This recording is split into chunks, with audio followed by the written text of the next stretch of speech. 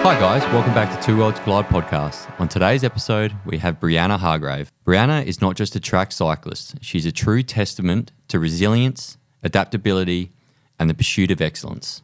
After making the bold decision to transition from athletics to cycling at the age of 28, Breanna quickly established herself as one of Australia's top track cyclists. Her journey is filled with remarkable achievements, including 2 bronze medals at the 2014 Commonwealth Games, breaking a South Australian track record and representing Australia at the 2022 Com Games. I hope you guys enjoy. All right, you ready to go? Yeah. All right, cool. Breanna Hargrave, welcome to Two Worlds Collide podcast. How you going? Good, thank you. Thanks for having me. You're welcome. What have you been up to lately? What have you been up to in your training world?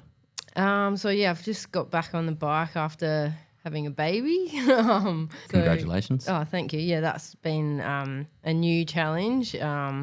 Just working out how to train around that and, getting used to the new normal, I guess. But, it's going pretty well.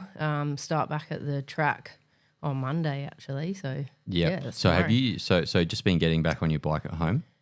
So I've got a room set up at home. It's got like the Zwift set up. I'm not sure if you know what that is, but it's an online.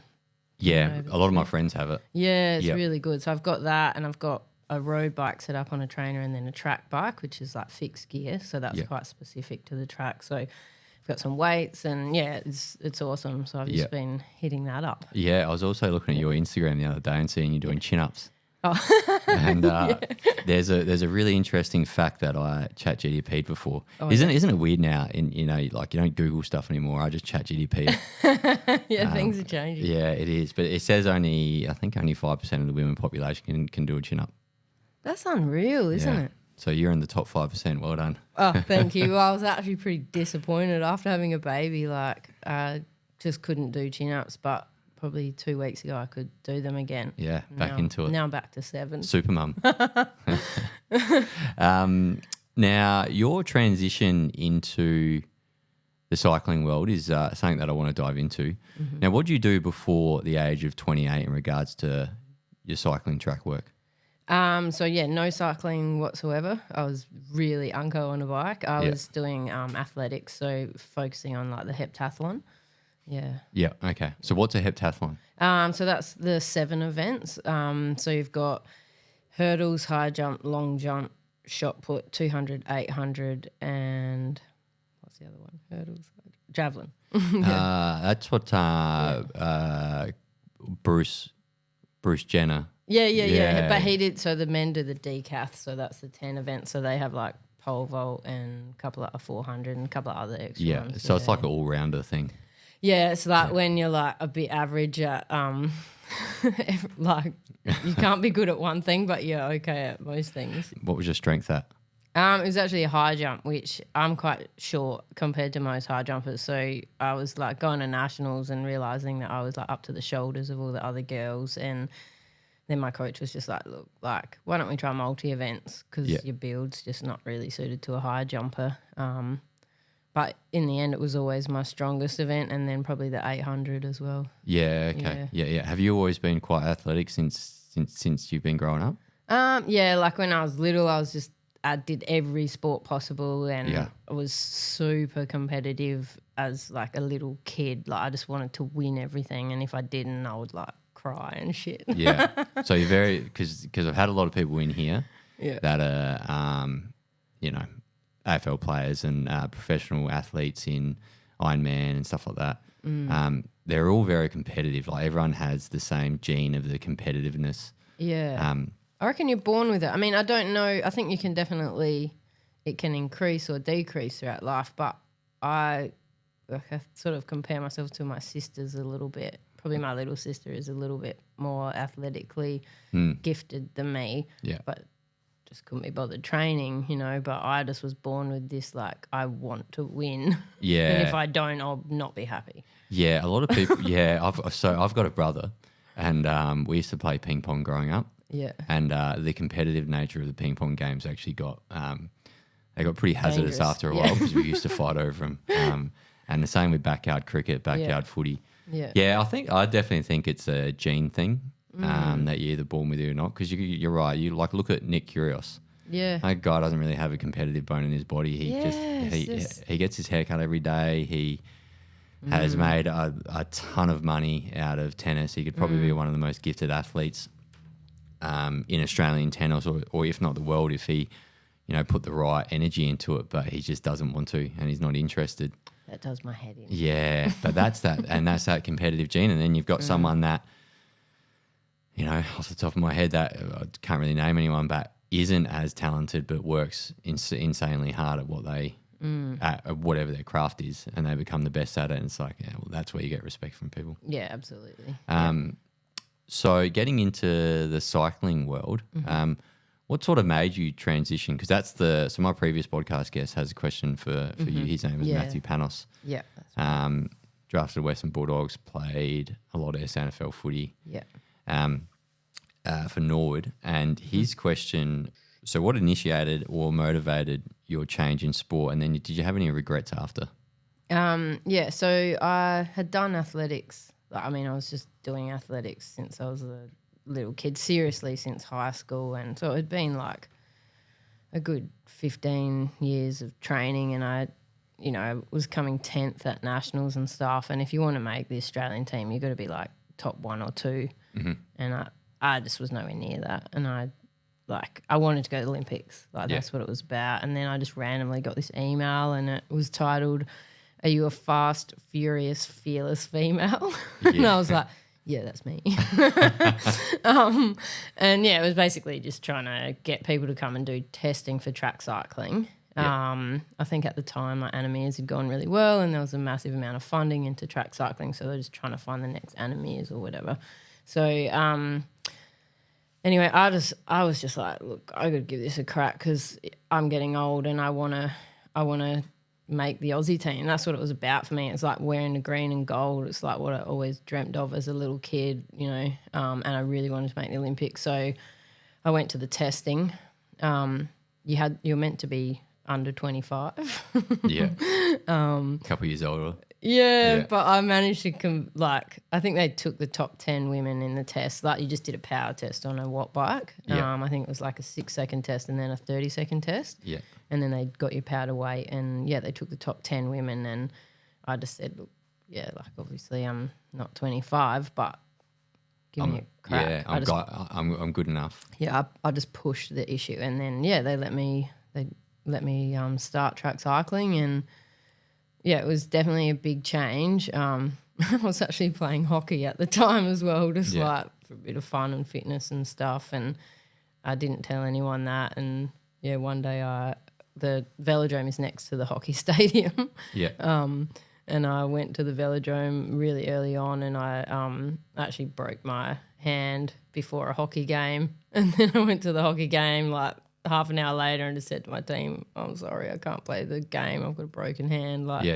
And then I sort of realised, like, shit, if I want to make this cycling work, I need to put everything into it. Yeah. Yeah.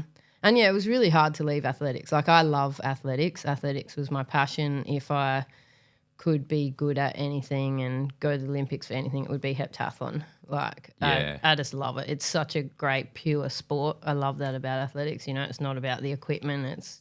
It's about relying on yourself. Yeah. Yeah. And heptathlon was fun. Like, every training session was different. It was really good. So, I was sad to leave that, but at the same time, I knew I'd really given it a real good crack. And, I wasn't really improving, and I could sort of see, I wasn't going to, achieve my goals in athletics. Yeah. So the lady you mentioned before, Anna Mears, yeah. Anna Mears. So you ended up actually breaking her record, didn't you? Yeah, so that was her track record. So the record was so tracks are different, like some tracks can be faster than others and that sort of thing. So each track has a record, like the fastest 500 at the Adelaide Superdrome. So that was that record. So, I didn't actually know I'd done it at the time. It was just a state champs, and I was actually going for a faster time because I was trying to qualify for Com Games at the time. Yeah. And I needed to ride like under 34 seconds or something, and I think I rode just over it, and I was pretty devo, and then someone was like, oh, like, that's the fastest time ever ridden here. Like, you beat Anna Mears's time. And I was like, oh, that's all right then. But, like, I just remember thinking, damn, I was so close to getting the qualifying for Com Games, but I hadn't got it. How many tenths of the second, or how many seconds were you off qualifying, getting on that 34 seconds? I can't remember exactly. It might have been like, I can't remember, but maybe 3/10 or something. But then later that year, I went to nationals in Brisbane, and that's like a faster track because it's got like longer bends, and also the conditions make it faster. So they're not. So tracks aren't completely identical like basketball courts. No, so they're identical in like the length of the lap, but the shape is slightly different. Yeah, okay, and the slant and angles might be different. Just slightly, yeah. So they're meant to be like, a certain angle or whatever, but there is variation in the length of the straights and bends and stuff. I guess from a builder's point of view, trying to get them perfect would be near impossible. Oh, it'd be crazy, yeah. But you definitely get like some tracks more similar because they were built by the same company and that sort of thing. But the Brisbane one was faster. So I went there a few months later and I got the time I needed. Yeah, nice. So what year did you break that record? So that was, oh my gosh, just before Com Games. I can't remember. Maybe 2021. Yep. Yeah. So I'd had a really good COVID year. Like when COVID happened, I set that room up at home with a trainer and a lot of people went into a real different stage of their life in that COVID time. Yeah. I mean, like I could still work a little bit because I'm a physio, so I wasn't stopped completely, but obviously not many people wanting to leave the house and stuff, so business dropped a bit and I just had heaps more time and so I trained more and I came out of COVID like awesome, like the fittest I've ever been and then I just had a great year and I think it was 2021 that I did that time. Yeah.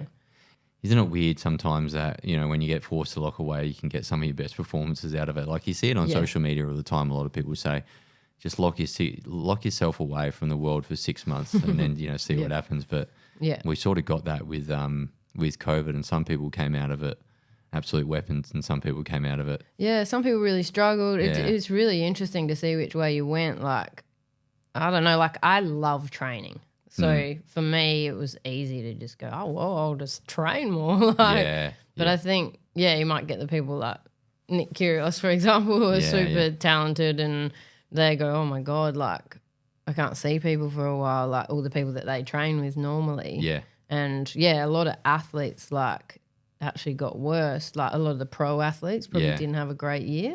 Yeah. I found that not that I used to, get out and run heaps, but I did used to run, and not to the amount I'm running now, but it's stopping me from running, and we didn't have a treadmill here. So it's like sometimes you couldn't even go for a run. Oh, yeah. And it was just weird, like, because I would go run by myself up through Moriata. Yeah. Because I live, a minute from here. Yeah. And run up through, then I wasn't allowed to do that. And it was just so boring. But then there was only so many push-ups and squats I could do. Yeah. So it was a little bit sort of different to that. But if you had the right setup, and I used to smash the assault bike. Yeah. That thing became my best friend and worst enemy at the same time. Yeah. Well, I think like Zwift was just like, the sales for Zwift would have been out of control. Like I initially didn't want to get it because I was like, I don't need a video game to train. Like, but then I noticed everyone on the bunch rides that was doing Zwift was just like improving out of sight. And I thought, well, come on, you don't know everything. Like, open your mind and see what it's about. And it is amazing. Like, it's super addictive. And one of my friends has this at home, and he was recovering from a knee injury. Yeah, and he smashed it. He has his own little setup at home, and he reckons he doesn't really ride on the road much anymore. He just sits on them, and he'll. And he's telling me some of the people that he's riding with as well around the world. You can ride with certain people and really jump on cool and stuff like that. Yeah, I got into like they actually have professional racing on there, and throughout COVID, I did get onto a team that had races like and they're set up properly, and you can win money and that sort of thing. Oh, really? But it is challenging being on this side of the world because the the races were at like 4 a.m. Yeah. 3 a.m., 4 a.m. Running European time. Oh, and it was, getting up at that time and jumping on the bike, you're okay while you're warming up, but then when you have to go like deep into like a 1 minute flat out effort, it's really hard for your body to do that at 1 a.m. or 4 a.m. or, you know what I mean? Like, big time. So, yeah, that was quite challenging. Yeah. I found that, Yeah, hard. that sort of sleep deprived stuff. I've done heaps of it, done a lot of it in the military. Yeah.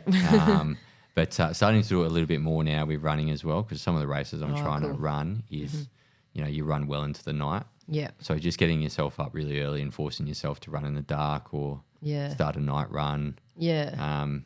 David Goggins has a really, really good challenge that I want to do soon. It's every 4 hours you run 4 miles for 48 hours. Right.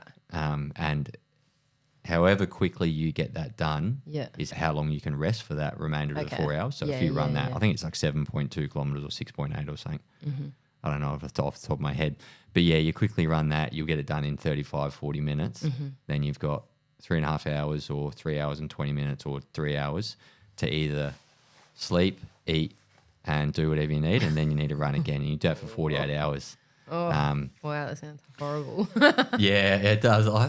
There's heaps of runners out there that love doing that sort of stuff. But it's also good prep if you want to run a long distance race, say, that goes for 100 miles. Yeah. Because if you run that 160k race, you're starting at 11 a.m. Yeah. And you're possibly finishing at that 24-hour mark. So a lot of the good runners come in 6 a.m. And then it sort of festivals out maybe, and then to 1 p.m., 2 p.m. Yeah. So that night run of that zombie walking, stuff like that, David Goggins challenge is actually quite good for you. But I sort of got used to it from the military. We did a lot of stuff, both in Australia and overseas at night, and you sort of just get used to it after time. But I found it really challenging. It's probably because you haven't done much of it before. Because when would you have ever needed to do it before in the past? No, I haven't. I mean? So especially with your performance, getting like getting the best out of yourself over a short period of time. Yeah. You need your body to be well rested, energized, 100%. 8 hours of sleep. So you're probably putting yourself through those torture sessions for a short endurance athlete is no good for you. No, I didn't enjoy it. Let's jump onto your Commonwealth Games stuff in 2014. Yeah. You won a few... Two bronze medals there? 2 bronze medals, in the tandem races? That's right. All right, so talk me through that. Yeah, so in 2014, so I was doing track sprinting, and on the tandem, so there's a blind athlete on the back, and so I was asked to be their pilot. So, so I just got asked, can you go and first it was the world their world champs in Mexico or something. Can you go do that? And then we qualified for Com Games. And it all happened really quickly and stuff. And it was, great experience. I have lots of good memories from Mexico as well. And going to the Com Games was awesome. I rode with an athlete called Brandy O'Connor, so she's vision impaired. And we got the 2 bronze medals, and I remember the first feeling being like actually relief because we were expected to medal. And then it was like really exciting going and receiving it up on the podium and that sort of thing. But there was a bit of me that, and I remember it really clearly. I was sort of sitting there afterwards looking at the athletes that were doing the team sprint. So this was the able-bodied athletes, and I remember sort of thinking, this is really good. I'm really proud of what we've done on the tandem, but that's what I want. Yeah. I want to be here on my own right in my own event, nothing against the, doing the tandem stuff, but kind of felt like it wasn't quite what my goal was. So I had like a little taste of it, but I wasn't really ticking the box, if that makes sense. So after the 2014 Com Games, basically, my coach has sort of said to me, look, you could go on to do the tandem at the Paralympics, or you're done. We're not going to support you. You're too old. And I was kind of like, well, How old were you at the time? 28. Yeah. Yeah. So I had a meeting with my coach and he said, look, like, really sorry, like, oh no, sorry, how old was I then? I was 30, sorry. Yeah, okay. Yeah, I was trying to work out. Yeah. So I'd been cycling for a couple of years. Yeah, that's right. Look, you're 30, you're too old. We can't give you a scholarship. But if you stay doing tandem events, we'll give you a scholarship to, head on for that. But yeah, you're done on the individual bike, basically. Yeah, okay. Were you beating people? Well, were you better than people at this time? At the time, I was within the top couple. I was probably one of the best in South Australia. Yeah. And then I was getting medals at nationals. Yeah, so top few. In Australia? Yeah. Yeah. But I wasn't like top 2 probably. I reckon I was probably top 3 or something like that. But I was on what I thought was an okay trajectory, but they just couldn't get past the fact that I was 30. Like that is too old. But I'd only been riding for 2 years. I was just about to say that. 2 years. So I kept arguing, well, no, like my training age is young. Like give me a little bit more time. So they were like, well, you can go on the tandem, but we're not going to support you on the single bike. But that was my goal. My goal was I want to make the Olympics or the Com Games or at least an Australian team on my single bike. Yeah. That's why I did this sport, Yeah. So, yeah, I lost my scholarship and then I ended up actually going from track sprint to track endurance because as an endurance athlete, you can train as much as you want on the road. No one can stop you doing that. So I changed to track endurance. I remember I had a meeting with another coach and I asked his advice and he basically was like, look, Bree, I wouldn't bother. Like, you're not going to get support. So, everyone was saying, no, don't do it. And then, so I went and did track endurance and then that way I could train as much as I could. And then I even could only get on the track sometimes at 8 o'clock at night for an hour with like the local, they were probably 6-year-old blokes that were. Yeah. But I wasn't done. I was like, I'm going to try and get through this door somehow. So I did that for a few years and then coming out of COVID, had a great year and actually won the state road champs against a heap of the pro athletes and then I went out into the track and did the 500 meter record and I just started having a really good year and then what happened was the women's team sprint went to 3 people. So previously it had only been 2.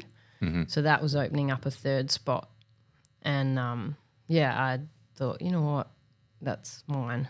I'm going to get that spot. Yeah. And I went back to track sprint and then still couldn't get a scholarship. And then I basically funded myself to, nationals and all that sort of stuff. And we had one competition in Adelaide. It was the Adelaide Track League. Yep. And all the Aussie athletes that are in the Australian team competed and, I won every event. Yeah, smashed them all. And I did like a really good 200 time, which shocked me at the time. And from then things changed. Like I got asked to go to a World Cup and got to wear the green and gold for the first time. And yeah, nice. So what's is that obviously just a world championships in cycling? A World Cup. So each year there's like 3 or 4 World Cups and then there's a World Champ. So it's not quite as good as going to a World Champs, but all the different countries are represented and it's how you get points to be eligible for World Champs and Olympics. Yeah, so it's like a rating system. Yeah. Like a point system. Point system, yeah. So you got to go to World Cups, race against other countries and however well you do, you'll get certain points and then if you get enough, you'll qualify for World Champs and Com Games, Olympics or whatever. Yeah. Yeah. So you qualified for that and then the 2022 Com Games came around. Yeah, so that came around. I wasn't a certainty still. Yeah. I was like, I remember actually the long list came out and I wasn't on it. Yeah. Okay. And at the time... Did that piss you off? Well, I was actually... At the time I was... the fastest I had done the fastest 200 in Australia. But because of age? Yeah. It has to be, right? Well, I couldn't see any other reason. So I fought pretty hard, I asked a lot of questions, like why I wasn't on the long list and that sort of thing. And it wasn't a certainty that I got picked until the day of selection, and I don't know, that was probably luck. Yeah, okay. The best day in my career, I think. Yeah, nice. So where were you when you received the news? So I was at the track. I was training. I'd been waiting all day for the phone call, and the Australian coach rang me, and I was training with Sassy at the time because I'd been put on a training agreement. I still wasn't on a scholarship, so I still couldn't get a state scholarship, but it's because I didn't fit into the pathway. I wasn't the right age to be funded for this sport. So I just had to do it on my own. So, I was at the track. I was training with them, and, got the phone call, and the Australian coach just said, congratulations, you've been selected to represent Australia at the Commonwealth Games. So what's the difference between being funded and not funded through your training? Yeah, so there's a system set up from the AIS, so it's called categorisation. So they decide who gets funding, and you get categorised, which means you can get put onto a scholarship. So there's certain levels of scholarship. So if you're in your state institute, you might be like a developing athlete. That's one level. And then you get a bit higher, your podium potential, and then podium athletes are in the Australian team, so they might be on a wage, it could be 50, 60 grand or something a year, I can't remember. And then below that you don't actually get money, but things get paid for. So when you're in the state institute, your trip to nationals will be paid for, your equipment, that sort of thing. Yeah. But because I wasn't the right age to fit into their little pathway, I just had to fund everything myself. Yeah. How much do you reckon? Do you mind me asking how much do you reckon that cost you over the last decade? Oh, a lot. I don't know, but my poor husband. I don't know. But I had this. It would have been thousands of dollars. When you go to nationals, it's maybe $3,000 or something just on the trip, and then the bikes, my wheels are worth $8,000. My frame is worth $8,000. Yeah. It just adds up. But isn't that crazy in a world driven by results? Yeah. Gold medals, silver medals, bronze medals, and wanting to be the best at or representing a country, right, from a country's perspective. So whoever was controlling the system, not putting the best athletes forward because of age, is crazy. That's not selecting your best players in the grand final of a footy team, in my opinion. I think, and to be honest, I think things are slightly changing a little bit. I feel I understand it. I understand the youth stuff. Yeah. But for all or nothing competition, it's your best player's got to go in, or your best cyclist, or your best runners. Especially when it's a timed event. It's not that hard to. That's why I think the swimmers have it really worked out with their selection policy, and they know they have to go to nationals, they have to finish 1-2, they have to hit a time. If they don't, see you later. Best athlete is in. Yeah, and I think that over the years that has created swimming to be so successful because it's so competitive and they get the results, don't they? If you just look at the last Olympics. Well, they're putting the best ones forward. That's right. But I think I have sort of paved the way a little bit more for some of the older athletes now. There's a few coming back to the sport that I think have seen that, someone my age can actually, perform and still improve. I think that's what was shocking to most people, was that I was still improving. Yeah. And then if you are the best, I had to beat the best in Australia to get a crack. Yeah. And I remember a coach saying to me, look, everyone's got their challenges, whether it's injury or they're living in the country or something like that. Your challenge is you have to prove that your age isn't an issue. And I was like, well, how am I going to prove that? And then it just came to me, I have to be so good that they just can't ignore that. Yeah. Yeah.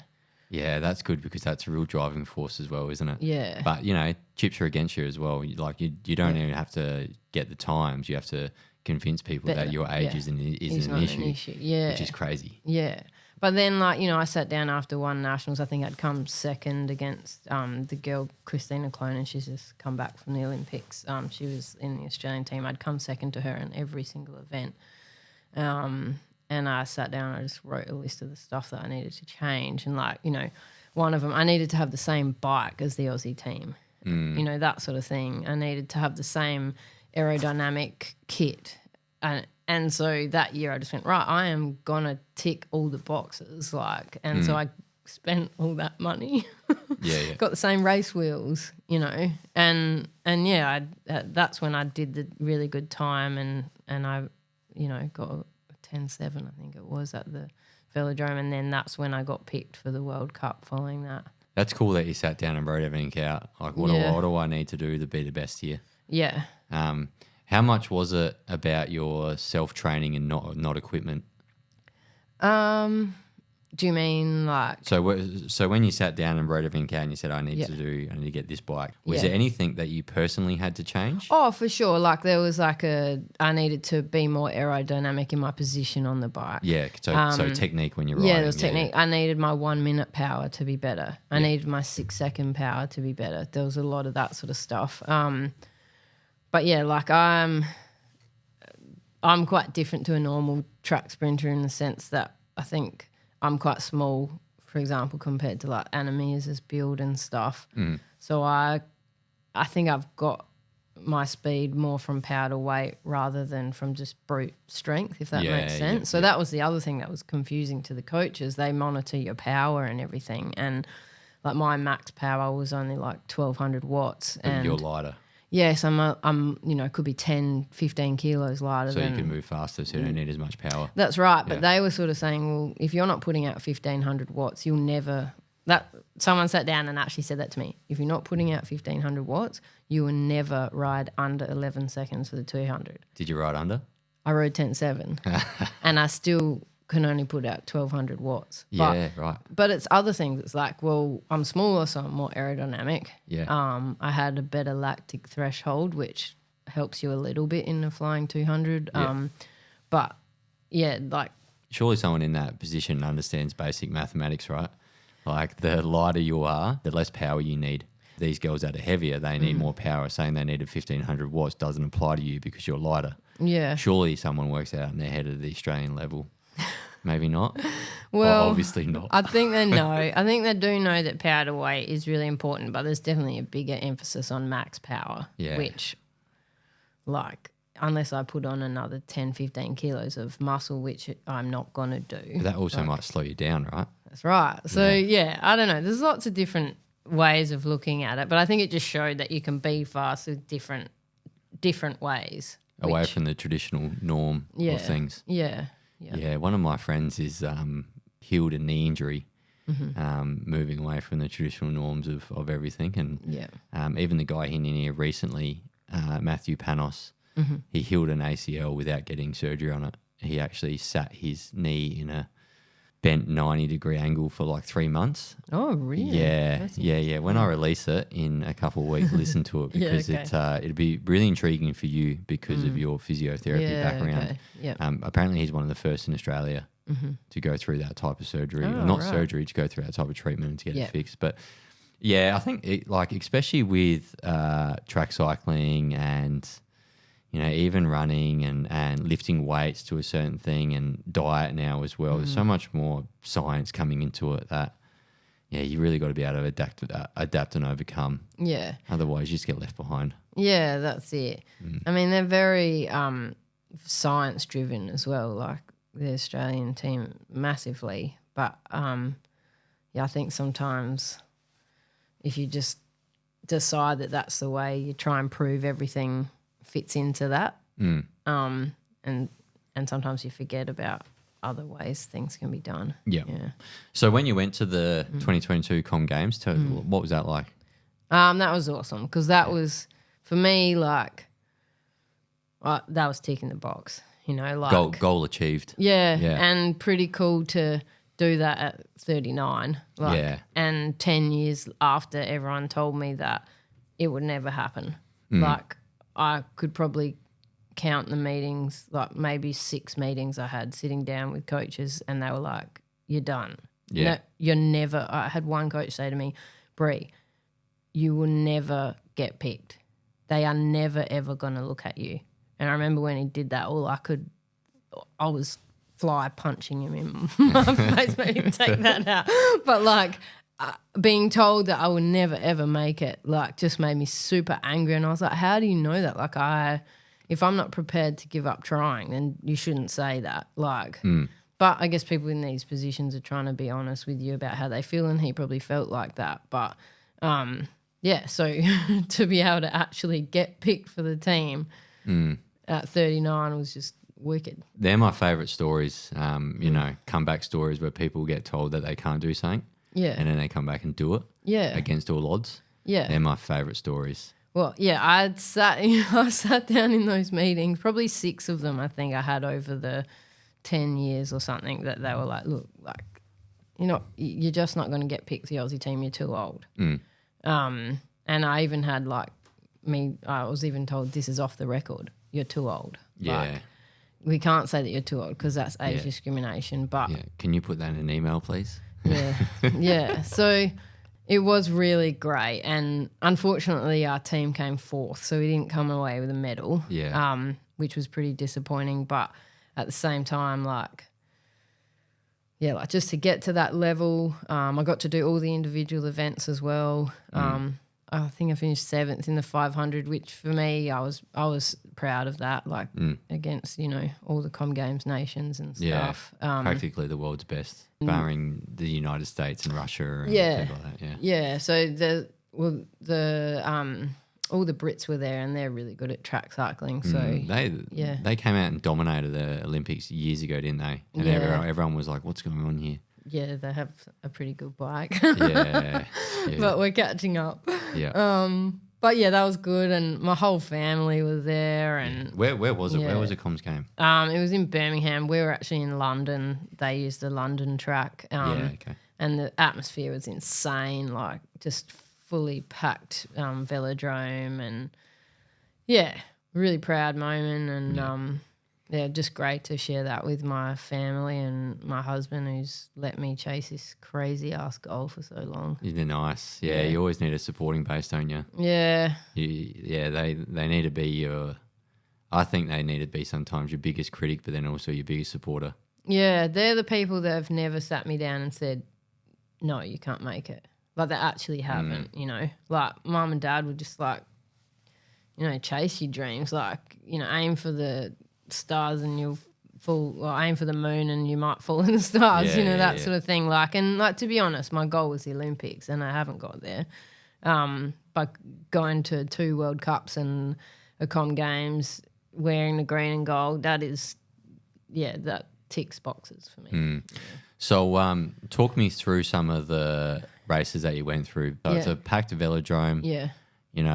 Heart's pumping, adrenaline's up. Talk me through like how you sort of prepare for that, how you drop your nerves down to get into your race mode. Yeah, sure. So, like when you walk in the velodrome, the noise is just unreal. Like, so probably the first thing I did was put my headphones on because it just, otherwise you just get too nervous. Like, so headphones on. Yeah. Bit of Hilltop Hoods. Yeah, Adelaide-born locals. Yeah, something that's not like crazy, like too fast. It actually can calm your nerves a little bit, I think. Like, and then just processes. Like, pretend that you're just at a state champs and you've got your process. We're the coaches were very good at helping us like write out our warm-up plan, and they're very good at reminding us when we should be doing stuff because they can tell we're getting nervous because things are very different, in that sort of environment. But, so just stick with the processes, and then the qualifying, that was just, we were the only team on the track at the time, and that went fairly well. It was good time, and then we'd qualified the top 4 and we were riding off for the bronze. and things got a little bit more hectic. Yeah. Who were you facing in the bronze? We were actually facing the Welsh team. Yep. And the third rider in the Welsh team. So I'm the third rider. So in a team sprint, the first rider does 1 lap and then gets out the way. And then the second and third rider keep going, and then the second rider gets out the way, and then the third rider does the third lap. Yeah. So you're leaving your strongest riders to the last? Or no, not necessarily. Like it's like the first rider is like a real fast twitch starter. Like they're on a smaller gear, but they're real sprinter type. And they're also breaking the air. Yeah. Yeah. Yep. And then the second rider is a bit of a combo, and then the third rider is a little bit more endurance based because you're riding for like. You've got to last. Yeah. Yeah. So that was my job, like a bit of endurance background. So so I was a third rider. I love that position. That's probably one of the most fascinating ones because you got to last and you got to be able to throw down. You know what I mean? Like you have to be able to last with the speed at the start, and then when it's your turn, you also got to be able to throw down. You got to have something left. Yeah. So it's I really like that position. So we were up against the Welsh team, and their third rider was a rider called Emma Finicky, who, she later broke the 200-meter world record. Like she's one of the best riders. She won the world champs last year. Like, if she's broken a world record, she's amazing. One of the greats. And they just beat us. So the noise though in the velodrome, because we were in London, the Welsh team actually had a huge amount of support. Yeah. And I just remember thinking, they're just cheering for us. Like, we're lining up on the line, and so blasé about it. Yeah, they're just cheering for us, but it definitely wasn't. They were cheering for the Welsh team. Yeah. And it was disappointing not getting the bronze. But I just had to keep reminding myself, like, where it come from, and they weren't even going to have a team if I hadn't have had like a big improvement over the last few years. So at least we had a team, and it was getting women's team sprint in the conversation. That was part of what was really important for me, and it's something I've pushed really hard, like, and I'm still pushing for them. Like, unfortunately, we didn't get a team to Olympics, but it wasn't for not trying. Yeah. Yeah. Women's sports have especially over the past like 5 years. Yeah. Especially with the amateur league AFL, women's are getting bigger than the men's now. Oh, really? Yeah, it's getting really. So they have like 6 or 7 divisions. Okay, wow. A lot of women are playing footy. Yeah.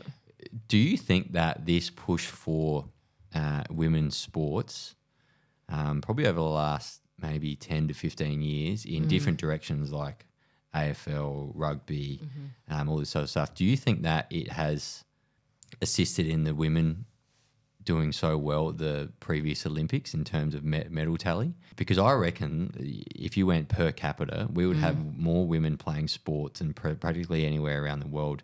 Do you think that just breeds competition within women to be really good at stuff as they're growing up now? Because you might not have got that percentage of women playing sport to transition to other sports when they're older. Do you reckon that might have helped as they're growing up? I think so. Like, things have definitely changed. I remember myself being like maybe 6 years old and going out to the AFL training days and being the only girl training with the boys, and then they decided that we were going to start games, and the coach sort of turned around and said, look, sorry, like, you can't come anymore. Like, it's football. Like, it's just for boys. Yeah. But thanks for coming. Yeah. Thanks for coming to the other sessions, but you're done.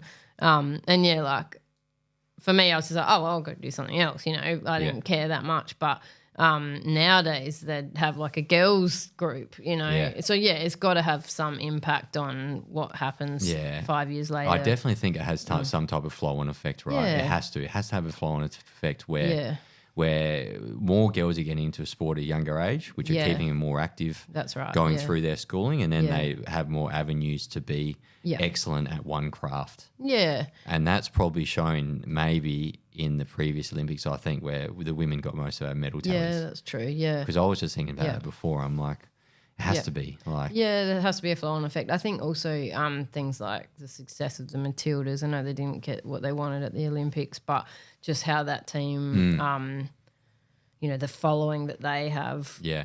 Like, I'm excited to see, soccer in the next 20 years for Australian girls. I reckon that's going to have a huge flow-on effect. Yeah. And that's and I reckon that's with getting girls playing sports at a younger age. Yeah. You know, maybe some of those girls wouldn't have never played soccer Yeah. maybe 30 years ago That's or right. 20 years ago. Yeah, But because we're getting them playing Yeah. from such a younger age. And Yeah. like how Australia punches above their weight on the world stage, like who beat us in medal tallies this year? You know, there's in the United States, China, I think it was Japan as well. and Japan. So Yeah. like China have 1 billion people. America have 350 million, 400 million. Japan are doing quite well, aren't Yeah, they? Japan, I don't know how many people they have, but it Yeah. would be in the hundreds of millions. Yeah. It wouldn't be 26 million of what Australia has. So per capita in regards to how many gold Yeah, medals we true. get, there's like... Yeah, it's pretty good. We and always this selection do. effect we get. We've been a very sporty nation. Yeah, I think our culture is sporty. You know, like most kids learn how to swim, that sort of thing. Like, Being a big island helps. yeah. And then, I think women's sport's definitely improving, and I think, it's exciting to see what will happen in the next 10, 20 years. So what's your immediate plans for the future? Where do you wanna be in regards to cycling? Yeah, I'm pretty stoked. I didn't expect to be on a scholarship, but since I ended up getting pregnant and having a baby, but I actually got a scholarship with Sassy, so they've said they're going to support me for another year and just see how that goes. The power of being a mother. Yeah, I know it's crazy, but like I think there's been a few success stories like Jess Stenson. You know, she's a mum and she qualified for Olympics 6 months after having her baby. Yeah. And there were a few in the Olympics. There was a heptathlete that had a baby in February and managed to get back to Olympic level. Did you? Yeah. So That's crazy. I was watching the CrossFit Games the other morning. Oh yeah. Yeah. So there's this Australian lady. I forget her name, but she's dominated the sport for the last 7 years. Yeah. Winning the CrossFit Games, right? So like they're practically the fittest people on earth. Yeah. Give or take what they do. Yeah. But she went away from the sport for 1 year, had a baby, came back, smashed it, and won it again. Yeah, it's Like, nuts. just like superhuman. That's good to hear. Like I know that a lot of endurance athletes have been able to come back and do better, but I haven't seen a lot of sprinters sort of do that. So it's a little bit unknown for Look me. her up. Look her up after this. I will. follow her on social media, and I was watching the games live the other morning, and on the last event, she had to win by a certain amount, and she just blew everyone out of the water. Wow. Out of the end of the CrossFit Games, which is a pretty, that CrossFit Games was pretty controversial. Actually, they had, I think they had a guy die in one of the events. Yeah, I heard that. I saw that. Yeah. So they did a triathlon type setup. Crazy. And they made swimming. the guys run first Yeah. and then swim. And it's like, that's why we make them swim first and then run in the triathlon world. God. He was swimming and he just, Did he have a heart attack or something? nah, I think he was just out of breath and just whatever. But I don't know if it was like a heart attack or a medical episode or something like that. But I think there was a lot of controversy around it because people actually said, hey, you shouldn't be making these guys run before a long swim. That's why in triathlons and Ironmans, we make them swim before they run or ride. Right. I didn't realise that. Yeah. Yeah, okay. Because, it's just way too unsafe, especially people tragic, going at their threshold after, Yeah. An hour or two of running and then jumping them into the water. It's like, ugh, bad idea. But anyway, that lady, I forget her name, won 7 in a row, had a baby, came back, and everyone was counting her out, saying she's not going to win this year, and she just came and wiped the floor with them again. So I love it. yeah. I'm hoping to read a similar sort of article for you soon. Well, yeah, I'm keen to, I can't wait to get back to the track. I've been back in the gym, and there's also a professional Keirin League starting, should be starting. It's trying to get off the ground, so I'm keen to jump in and do that as well. So So Keirin's I don't know if you've heard of them, but they're like the national sport in Japan almost. It's like a big betting sport. So it's when there's 6 riders on the track and the motorbike comes out and you follow the motorbike for 6 laps and it gets you up to speed. For 3 laps, and then the motorbike pulls off. Yeah. And then there's 3 laps left and It's just hell for leather. Yeah, and it's pretty hectic. But, so in Japan it's a massive betting industry, and the league is also in Korea, and so they're bringing that league over to Australia, the UK, New Zealand and Asia. Australians love betting, so. Yeah, so hopefully it takes off. So they're having a few issues with like the UCI not being so happy about it. A sort of similar situation to like the PGA and Live Golf. Live Golf, yeah. Yeah, so I think there's been a little bit of teething stuff. But, if that can get off the ground, like I'm really excited to jump in and do some of that as well. So when's that? When are they thinking about that? So it was meant to be starting just before the Olympics, but they're thinking like in the next month or two they will announce when they're going to have their first event, which should be the end of this year. I was down to, so I've already got my license to race. You have to apply and do testing and all of that, and I put down I'd do my first race in November. Which I feel like I could be ready for. Like, so I had my baby 2 months ago. But yeah, like I was good for 2 weeks. I didn't train, which surprised me. I lasted that long, to be honest. Yeah, wow. And then in the 3rd week, my husband was like, "Why don't you go for a walk?" I must have been getting grumpy, and I walked like 50 meters, and then I was like, "Yeah, fuck this, I'm running." I hadn't run for 10 years, but I just needed those endorphins, and just doing something hard, and walking wasn't quite cutting it. So that's always been you? Have you always had to stay moving? Yeah, I would say like... Or even pushing yourself? Have you always had to have a test? Yeah, and just like being physically active every day. Like since I can remember, I've trained for... 1 to 3 hours a day. Like, I might have a day off every 3-4 weeks or something, but I'm just used to physical activity. So, having a baby and not being able to do that for a couple of weeks, like... What do you mean crazy. A couple of weeks? Because it takes 9 months to like... Oh, I trained throughout my pregnancy every single day. I was like... How late did you train up to your pregnancy? The day that I gave birth, I had done an ergo session that morning. Really? And quite hard. Like, my husband kept going and saying, "Stop pushing yourself," But like, I did a lot of research, and I even like looked up women that had done it before me and started talking to them online through Instagram, even that sort of thing. And then I got all the guidelines from the AIS, and the rule was you can't get your heart rate above 90% of your max. So I made sure I didn't do that. You can still get good workouts with that. On the bike, you can. Really good workouts. Yeah. I mean, I followed on Zwift. There was 2 cyclists that had been mums, had written a program for pregnancy. It was great. And so every day there was a different program in there. It was like efforts that got your heart rate up a bit, but not too dangerous. And obviously it wasn't the same as training when you're not pregnant. But I trained every day. I did like weights twice a week, and then I did the ergo every other day. Yeah. Isn't that crazy when normal people struggle to train? Well, I don't know. I probably struggled to do normal things. I don't know. For me, training's a non-negotiable, right? Yeah. 100%. Whereas they might say, well, I'm going to cook a nice dinner tonight. And I put that. If I didn't get you know what I mean? Everyone has their non-negotiables. Yeah, everyone's completely different in this world. I completely understand that. But what's been best for me is if I train hard but also smart.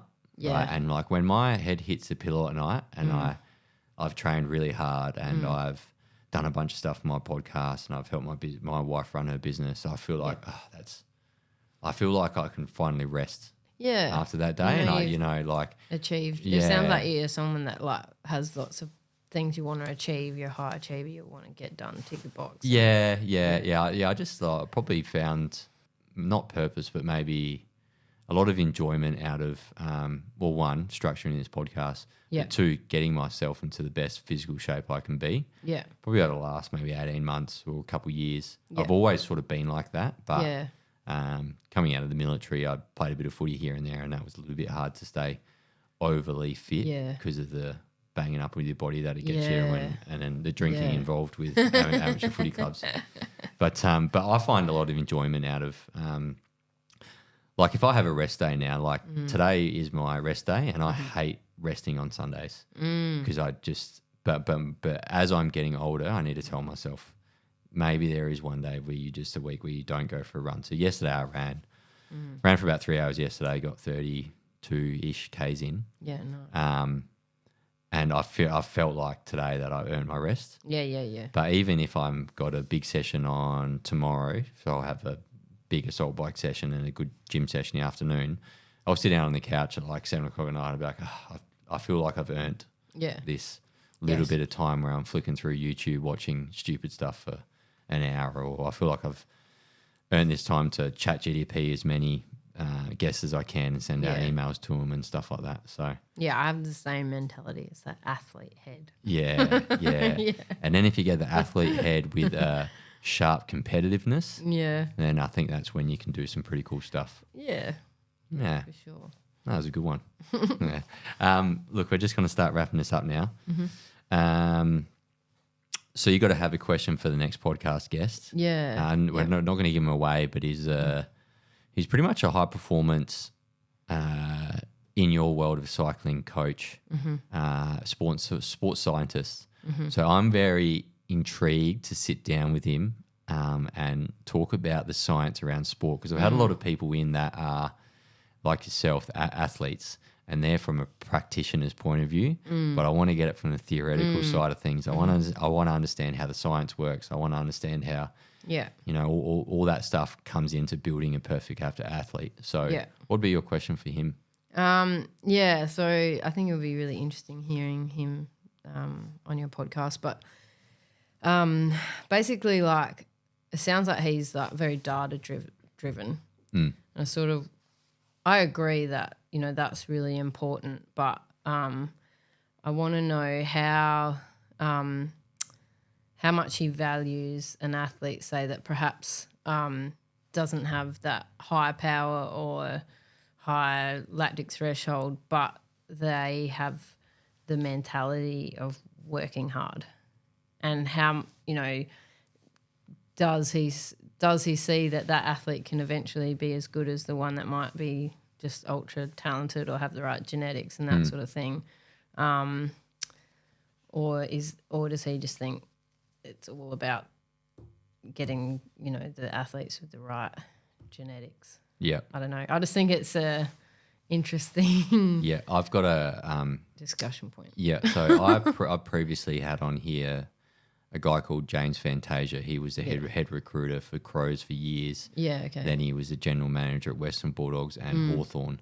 And I spoke to him about recruiting for not only someone's talent but also their character as well. Yes. And then he went. That's the question, I guess. Then he went one step further and said, and he was one of the first people in the AFL industry to do it, is to get a psychologist in with him back in the early 2000s. Yeah. And she would come along with him to interview the kids, and she would ask them prompting questions about their competitiveness.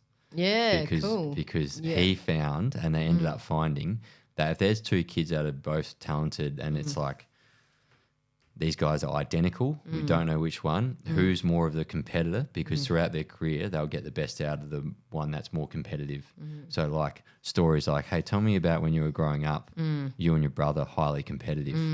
They would probe on stuff like that because they want the competitor, because the competitor would go further than the non-competitor. Yeah.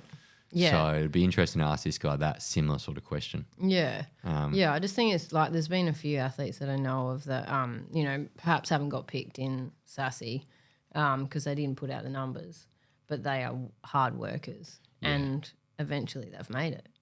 One of them in particular, I know his name's Jared Drisners. He's just ridden in the Tour de France and he didn't get picked to be in SASI because initially he didn't have the power. But all the other guys that got picked weren't dedicated as dedicated as him, and they're not doing the sport anymore. Yeah. So I just think, there's a lot of room for data. It's hugely important, but I feel like if the world goes too far that way, we're going to miss a heap of other athletes that could have also been competitive because they're hard workers. Competitive edge. Yeah, competitive edge, and they just know how to hurt. That's the other thing. How do you measure? Oh, that's a good question for you. How do you measure how much someone can hurt? Yeah, that's a great question. How far they can push their body till it stops. Yeah. Yeah, that's massive in the world of ultramarathon running. Yeah. You can get someone that is stupidly fit and someone that's not as fit, but they can hurt more. Yeah, but that someone can push through the pain barriers on such a higher level than what the super fit person can do, and ends up beating him in a 100K race. Yes, ask him that. Yeah. Change my question. All right, I'll ask him that. I'll ask him that because that's hard to grasp. Fuck, I've been in that hurt space before, and like everything just tells you that to stop and and pushing through those things. But that's where a lot of growth happens, and that's some of the most favourite. That's some of my fondest memories of running long distance and doing very hard things in the military. You look back on those times, you're like, fuck, we were in the absolute ringer that day. Yeah, but I think that's why mums can come back as well. Yeah, that's a really good point because you've just been through this absolutely life-changing experience. Yeah, and surely nothing can be harder than that. It was the hardest thing I've ever done. Yeah, the most rewarding thing, and the hardest thing, and it was harder than I ever thought it would be. But and then coming out of that, like you got superpowers. You're like, well, I can do anything. Yeah, yeah. No, that's incredible. All right, I'll definitely ask him that question. Really looking forward to it. What's one bit of advice that you'd give to yourself if you were 18 years old? You can only give yourself one bit of advice. Only one bit of advice. I've got two. Yeah, okay. I'll let you have two. A good friend of yours, Gabe, had two as well. So. Yeah, I heard that. Firstly, don't listen to people that tell you can't do it. That's one bit of advice. Yep. Because if I had have done that, there's no way I would have achieved, there's no way I would have got to wear the green and gold, and that's something that's made me super proud. So, and then secondly, since having a child, be good to your parents. Yeah. Okay. They do a lot for you, and I probably was a little shit when I was 18, so I wish I could rewind and just remember how good they were to me. Yeah, good stuff. Good stuff. Well, Breanna Hargrave, thanks very much for coming on Two Worlds Collide podcast, and I'm looking forward to seeing what's coming for you. Thank you. Thanks for having me. Thanks for listening. Don't forget to like and subscribe. And for more information, head over to our Instagram at Two Worlds Collide podcast. Take care.